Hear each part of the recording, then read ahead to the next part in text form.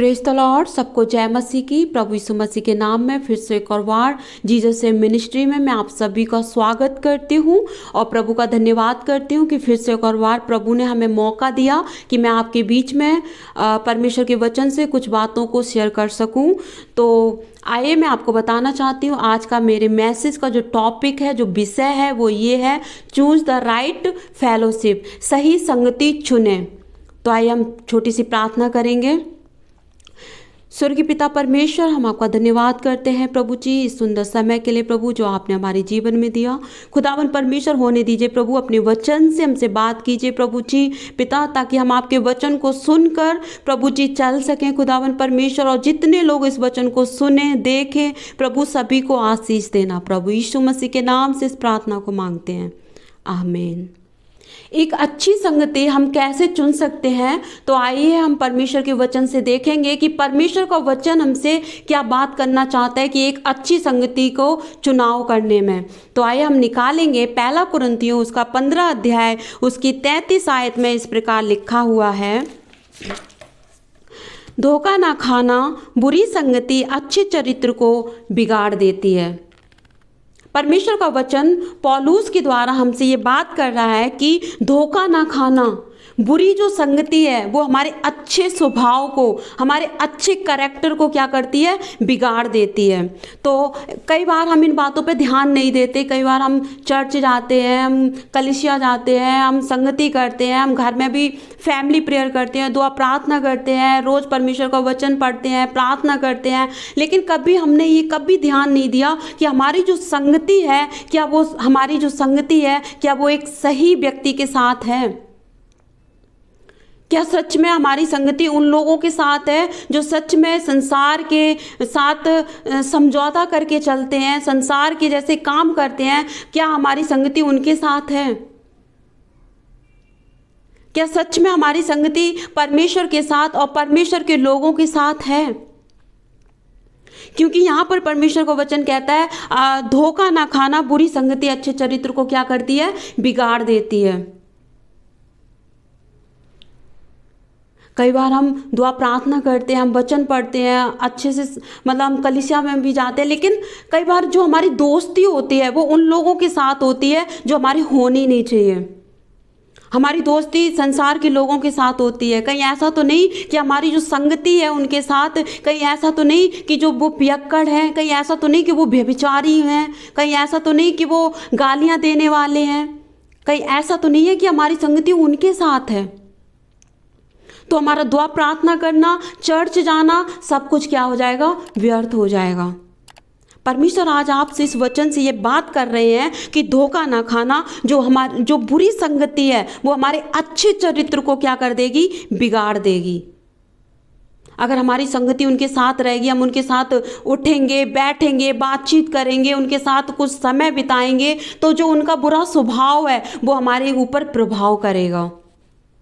और आज बहुत से मसीह लोग इस चीज़ से वंचित हैं, इस बात से वो वंचित हैं। वो ध्यान नहीं देते कि हम चर्च तो जा रहे हैं, हम दुआ प्रार्थना तो कर रहे हैं, लेकिन हमारी जो संगति है वो सही लोगों के साथ नहीं है। इसीलिए कहीं ना कहीं वो परमेश्वर से आशीष प्राप्त करने में वंचित रह जाते हैं। कहीं ना कहीं उनकी आशीष मिलने में देरी हो जाती है, कहीं ना कहीं उनको चंगाई मिलने में देरी हो जाती है, क्योंकि उनका जो उनका मतलब जो चरित्र है, जो उनका जो स्वभाव है वो बुरी संगति की वजह से बिगड़ा हुआ है। इसलिए परमेश्वर का वचन कहता है कि बुरी संगति अच्छे चरित्र को क्या करती है, बिगाड़ देती है।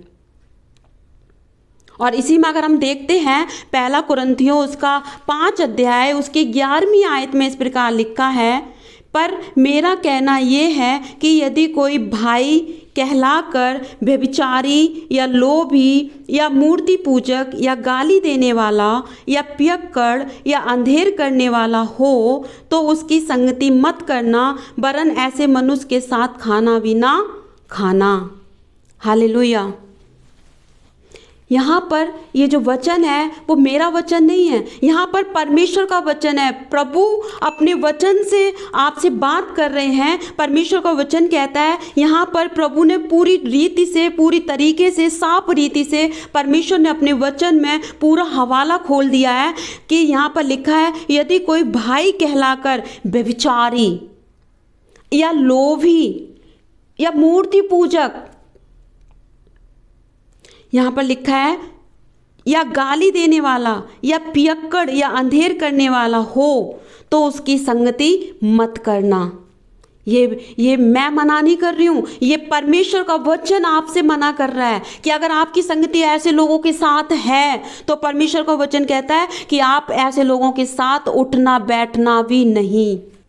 जैसे कि हमने यहाँ पर देखा कि यहाँ पर 6 बातों को हमने देखा कि व्यभिचारी या लोभी या मूर्ति पूजक या गाली देने वाला या पियक्कड़ या अंधेर करने वाला हो तो उसकी संगति ना करना। बल्कि यहाँ पर लिखा है कि ऐसे मनुष्य के साथ खाना भी नहीं खाना। इसका मतलब क्या है कि हमने पॉइंट में देखा कि परमेश्वर का वचन कहता है कि ऐसों के साथ हमें उठना बैठना भी नहीं है, संगति भी नहीं करना। लेकिन ये नहीं है, इसका मतलब ये नहीं है कि हम उनसे मतलब नफरत करें, नहीं, हम उनसे प्यार करेंगे लेकिन हम उनके संगति की चाहत नहीं रखेंगे। हालेलुया। हम उनकी संगति की क्या चाहत नहीं रखेंगे ऐसे लोगों के साथ। इसलिए हम विशेष करके ध्यान दें इस वचन पे। और एक जगह परमेश्वर का वचन भजन संहिता उसका 1 अध्याय उसकी 1 आयत में इस प्रकार लिखा है, क्या ही धन्य है वह पुरुष जो दुष्टों की युक्ति पर नहीं चलता और न पापियों के मार्ग में खड़ा होता और न ठट्ठा करने वालों की मंडली में बैठता है, परंतु वह तो यहोवा की व्यवस्था से प्रसन्न रहता और उसकी व्यवस्था पर रात दिन ध्यान करता रहता है। यहाँ पर लिखा है, धन्य है वो व्यक्ति, आशीषित है वो व्यक्ति जो ना तो दुष्टों की युक्ति पर चलता है और ना ही पापियों के मार्ग में लिखा है खड़ा होता है और ना ही उनकी मंडली में बैठता है। मतलब क्या है? मतलब ना ही उनकी सलाह पर चलता है और ना ही उनके मार्ग में, उनके रास्ते पर भी नहीं चलता। जैसा अभी हमने सुना 1 कुरिन्थियों 5:11 में लिखा है, जो 6 बातें हमने देखी कि ना ही उनके उन मार्गों पर चलता है और यहाँ पर लिखा है ना ठट्ठा करने वालों की मंडली में बैठता है। मतलब जो हंसी ठट्ठा करते, जो दूसरों का मजाक करते हैं, परमेश्वर का वचन कहता है कि उनकी मंडली में, उनकी संगति में बैठता भी नहीं। मतलब यहाँ पर पहले लिखा है ना चलता है, चलना भी नहीं है उसमें और ना ही खड़े होना है और ना ही बैठना है। क्योंकि पहले इंसान क्या करता है, उनकी मंडली ऐसे लोगों की संगति में पहले जाता है उस जगह पर और जाने के बाद थोड़ी देर जब बातचीत होती है तो वो खड़े हो जाते हैं, है ना। मतलब अगर कोई जैसे नशा करने वाला व्यक्ति है या दारू पीने वाला व्यक्ति है या कोई पियक्कड़ है, उसके साथ अगर आपने बातचीत करी और आप उसके साथ खड़े होने लगे और आप उसके साथ चलने लगे, अगर उसने बोला चलो मेरे साथ और आप चलने लगे, चलने के साथ साथ आप खड़े होने लगे, मतलब थोड़ी देर आप रुकने लगे, नहीं पी रहे, उनके साथ नशा नहीं कर रहे, बल्कि आप उनके साथ खड़े हो रहे हो, बैठ रहे हो, उठ रहे हो। यहाँ पर फिर लिखा है कि उनकी मंडली में बैठना भी नहीं। फिर आप धीरे धीरे क्या करोगे, चलोगे, खड़े होगे, फिर आप बैठने लगोगे। बैठने का मतलब क्या है, फिर धीरे धीरे उनका स्वभाव धीरे धीरे क्या करेगा, आपके अंदर प्रवेश करने लगेगा। फिर आपका भी स्वभाव पियक्कड़ हो जाएगा, व्यभिचारी हो जाएगा और वही सारी बातें आपके अंदर पैदा हो जाएंगी। इसलिए मैं आपको इस वचन से बताना चाहती हूँ कि धन्य वही है जो इन बातों से और ऐसी संगति से, ऐसी मंडली से दूर रहता है। हालेलुया।